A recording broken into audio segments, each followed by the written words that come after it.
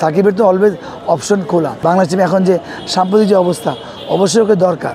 মিরাজ তো already proven, ওকে নিয়ে এত সমালোচনা উচিত না, এভাবে বলা ঠিক হবে না। তারপর আমি মনে করি বাংলাদেশ এখনও ওই জায়গায় যায় নাই যে আমাদের হয়তো অনেকে বলবে যে টি-20 ফর্মের টিম হওয়া উচিত, ওয়ানডে, কিন্তু আমি বিশ্বাস করি না। আমাদের কিছু প্লেয়ার থাকবে যে তারা প্রতিটা জায়গায় খেলবে।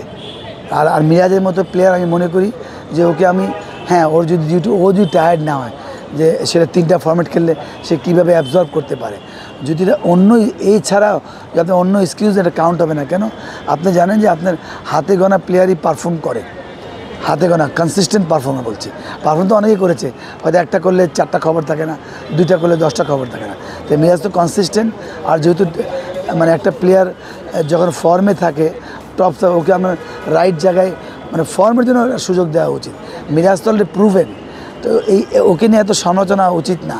কেন নেয় নেই বা কেন জায়গা হবে, ওর অটোমেটিক চয়েস থাকবে আমার কাছে মনে হয়। বাংলাদেশ অলওয়েজ, আমি বলি এখন না, যখন ভালো খেলে বাংলাদেশের প্রতিটা সিরিজই অলওয়েজ চ্যালেঞ্জ নিতেই হবে। কেন আপনার যেমন অস্ট্রেলিয়ার সঙ্গে কষ্ট করে জিততে হবে, আপনাকে জিম্বাবুয়ের সঙ্গে কষ্ট করে জিততে হবে।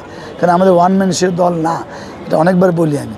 আর এই এখন যেহেতু নেগেটিভ জিনিসটা, ভালো ক্রিকেট খেলে নাই, বিশ্বাসের জায়গা তো চির অবশ্যই ধরেছে। বাট আমি মনে করি যে প্লেয়ারদেরকে ওই জায়গাটায় আসতে হবে, আমরা এই পারফর্মটা, এই সিরিজটা খেলবো।